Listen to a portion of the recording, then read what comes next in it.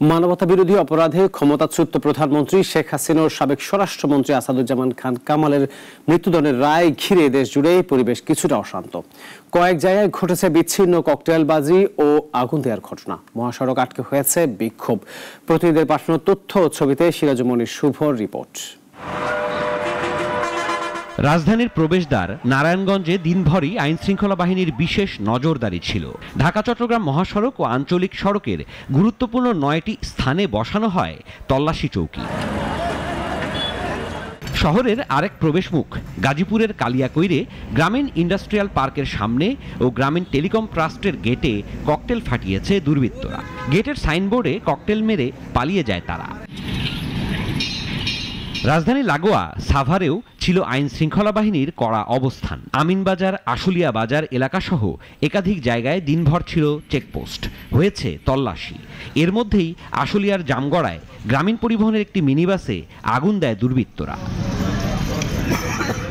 মানিকগঞ্জে দুর্বৃত্তদের ছোড়া ককটেলে 2 রিকশা চালক আহত হয়েছেন। বাসস্ট্যান্ড এলাকার অদম্য 71-এর ভাস্কর্যের সামনে ঘটে ককটেলবাজির এ ঘটনা। নিষিদ্ধ আওয়ামী লীগের ডাকে লকডাউন পালনের নামে নাশকতা এড়াতে সকাল থেকেই ফরিদপুরে সব ধরনের প্রস্তুতি নিয়েছিল প্রশাসন। ভাঙায় 4 প্লাটুন বিজিবি, 6 প্লাটুন সেনাবাহিনী ছাড়াও ছিল অতিরিক্ত পুলিশ মোতায়েন।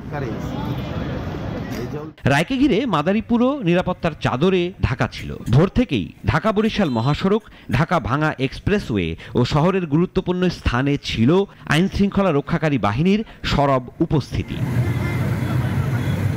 এদিকে কমপ্লিট শাটডাউনকে ঘিরে মেহেরপুর কুষ্টিয়া আঞ্চলিক মহাসড়ক অবরোধ ও সড়কে আগুন ধরিয়ে বিক্ষোভ করেছে নিষিদ্ধ আওয়ামী ও যুবলীগ। সদর উপজেলার মদনাডাঙ্গা ও গাংনীর মালসাদহ এলাকায় টানা কয়েক ঘণ্টা চলে কর্মসূচি।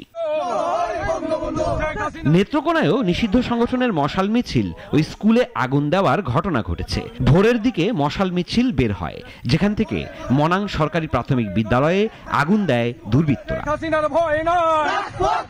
সিরাজুমনির শুভ, নাগরিক।